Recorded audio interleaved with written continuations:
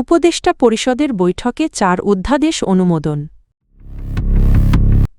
হাসনাত আব্দুল্লাহর আসনে নির্বাচন করতে পারবেন না বিএনপির মনোনীত প্রার্থী। বিষয়টি দুঃখজনক ও কষ্টকর।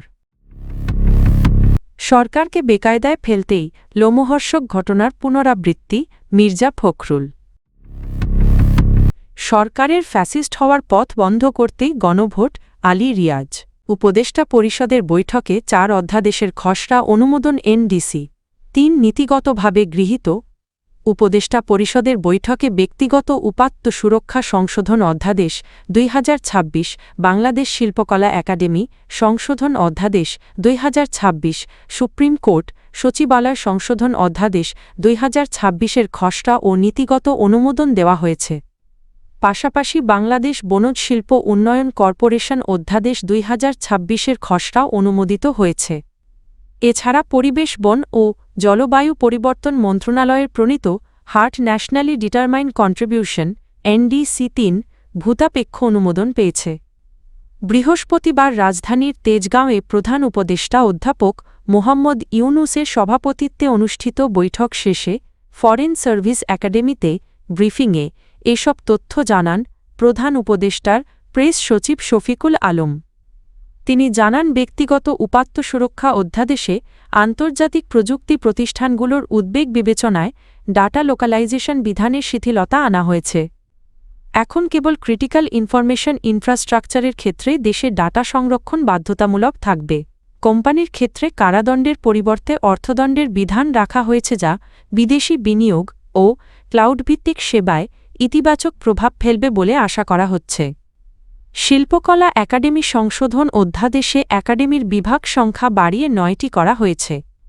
নতুন বিভাগগুলোর মধ্যে রয়েছে থিয়েটার, চলচ্চিত্র, আলোকচিত্রনৃত্য ও পারফরম্যান্স আর্ট, সঙ্গীত, চারুকলা, গবেষণা ও প্রকাশনানীয় মিডিয়া এবং কালচারাল ব্র্যান্ডিং ও উৎসব প্রযোজনা। পাশাপাশি একাডেমির বোর্ডে প্রান্তিক জনগোষ্ঠীর প্রতিনিধিত্ব নিশ্চিত করার বিধান যুক্ত করা হয়েছে।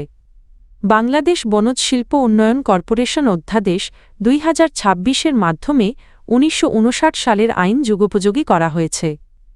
এতে পরিবেশ সংরক্ষণ নিশ্চিত করে বনজ সম্পদের টেকসই ব্যবহারপণ্য, বৈচিত্র্য শোরুম স্থাপন ও যৌথ উদ্যোগের সুযোগ রাখা হয়েছে। গত অর্থবছরে কর্পোরেশন কর পূর্ব মুনাফায় ৫৩ কোটি টাকা এবং রাবার শিল্পে প্রথমবারের মতো ৬ কোটি টাকা লাভ করেছে বলে জানানো হয়।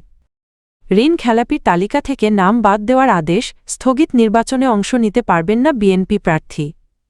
ঋণ খেলাপির তালিকা থেকে কুমিল্লা -৪ আসনের বিএনপির মনোনীত প্রার্থী মঞ্জুরুল আহসান মুন্সির নাম বাদ দেওয়ার হাইকোর্টের আদেশ স্থগিত করেছেন চেম্বার আদালত। এর ফলে তিনি ঋণ খেলাপি হিসেবে বিবেচিত থাকবেন এবং জাতীয় সংসদ নির্বাচনে অংশ নিতে পারবেন না বলে জানিয়েছেন আইনজীবীরা। বৃহস্পতিবার ৮ জানুয়ারি চেম্বার বিচারপতি মো. রেজাউল হকে আদেশ দেন। প্রিমিয়ার ব্যাংকের পক্ষে শুনানি করেন ব্যারিস্টার বিভূতি তরফদার। শুনানিতে জানানো হয়, বিএনপি প্রার্থী মঞ্জুরুল আহসানের মালিকানাধীন প্রতিষ্ঠান ২০০৫ সালে প্রিমিয়ার ব্যাংক থেকে ঋণ গ্রহণ করে, যার মধ্যে বর্তমানে প্রায় ৮৯ কোটি টাকা বকেয়া রয়েছে। এর আগে বিচারপতি এ.কে.এম. রবিউল হাসানের নেতৃত্বাধীন হাইকোর্ট বেঞ্চ ঋণ খেলাপির তালিকা থেকে মঞ্জুরুল আহসান মুন্সির নাম স্থগিত করার আদেশ দিয়েছিলেন। ওই আদেশের বিরুদ্ধে প্রিমিয়ার ব্যাংক কর্তৃপক্ষ চেম্বার আদালতে আবেদন করলে বৃহস্পতিবার তা স্থগিত করা হয়। এদিকে কুমিল্লা -৪ আসনে জাতীয় নাগরিক পার্টির এনসিপি নেতা হাসনাত আব্দুল্লাহ জামায়াতের নেতৃত্বাধীন ১১ দলীয় জোটের প্রার্থী হিসেবে প্রতিদ্বন্দ্বিতা করছেন।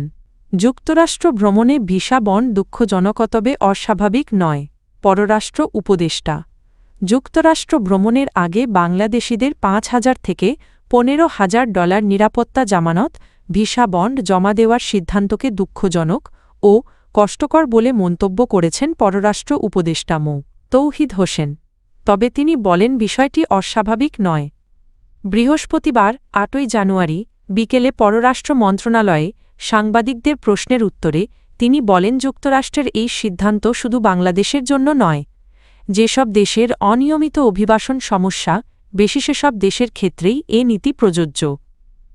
মার্কিন পরিসংখ্যান অনুযায়ী সামাজিক সুরক্ষা ব্যবস্থার অপব্যবহারে বাংলাদেশিদের সংখ্যা বেশি হওয়ায় এ তালিকায় বাংলাদেশের থাকা অস্বাভাবিক নয়। পররাষ্ট্র উপদেষ্টা বলেন এই সমস্যা দীর্ঘদিনের এবং ১ বছরের মধ্যে সৃষ্টি হয়নি। তাই নীতিগত দায় বর্তমান সরকারের নয় বরং পূর্ববর্তী সরকারগুলোর সময় থেকেই এটি চলে আসছে। মানুষের চলাচল পুরোপুরি নিয়ন্ত্রণ করা কোনো সরকারের পক্ষেই সম্ভব নয় বলেও তিনি মন্তব্য করেন। অনিয়মিত অভিবাসন প্রসঙ্গে তৌহিদ হোসেন বলেন সরকার এ ধরনের অভিবাসনের বিরুদ্ধে অবস্থান নিয়ে আসছে। ভূমধ্যসাগর পাড়ি দিয়ে দুর্ঘটনার শিকার ব্যক্তিরা ভিকটিম হলেও একই সঙ্গে যারা অবৈধভাবে দেশ ছাড়তে সহায়তা করে তাদের শনাক্ত ও আইনের আওতায় না আনলে সমস্যার সমাধান সম্ভব নয়। মুছাব্বির হত্যাকাণ্ড সরকারকে বেকায়দায় ফেলতেই পরিকল্পিত। মির্জা ফখরুল। ঢাকা মহানগর উত্তর স্বেচ্ছাসেবক দলের সাবেক সাধারণ সম্পাদক আজিজুর রহমান ওরফে মুছাব্বির হত্যাকাণ্ডকে কেন্দ্র করে বিএনপি মহাসচিব মির্জা ফখরুল ইসলাম আলমগীর বলেছেন, বর্তমান অন্তর্বর্তী সরকারকে বেকায়দায় ফেলতেই এ ধরনের লোমহর্ষক ঘটনার পুনরাবৃত্তি ঘটানো হচ্ছে। তিনি বলেন দুষ্কৃতকারীদের কঠোর হস্তে দমন করা ছাড়া কোনো বিকল্প নেই। বুধবার ৭ই জানুয়ারি রাত ৮:৩০টার দিকে রাজধানীর তেজগাঁওয়ের তেজতুরি বাজার এলাকার একটি গলিতে মুছাব্বিরকে গুলি করে হত্যা করা হয়। এই ঘটনায় বৃহস্পতিবার দেওয়া এক শোক বিবৃতিতে বিএনপি মহাসচিব ঘটনার তীব্র নিন্দা ও প্রতিবাদ জানিয়ে গভীর উদ্বেগ প্রকাশ করেন। বিবৃতিতে মির্জা ফখরুল বলেন ছাত্র জনতার আন্দোলনের মাধ্যমে আওয়ামী স্বৈরাচারী শাসনের পতনের পর দুষ্কৃতকারীরা আবারও দেশে অস্থিতিশীলতা সৃষ্টি ও নৈরাজ্যের মাধ্যমে ফায়দা হাসিলের অপচেষ্টায় লিপ্ত হয়েছে। মুছাব্বির হত্যাকাণ্ড সেই অপতৎপরতারই নির্মম বহিঃপ্রকাশ। তিনি আরও বলেন গণতন্ত্র ও মানুষের ভোটাধিকার প্রতিষ্ঠা এবং জানমাল রক্ষার স্বার্থে দলমত নির্বিশেষে সবাইকে ঐক্যবদ্ধ থাকতে হবে। অন্যথায় ওতো পেতে থাকা আওয়ামী ফ্যাসিস্টদের দোসররা মাথাচাড়া দিয়ে দেশের অস্তিত্ব বিপন্ন করতে পারে। ভবিষ্যতে আর যেন কেউ ফ্যাসিস্ট হতে না পারে সেটিই গণভোটের লক্ষ্য। আলী রিয়াজ।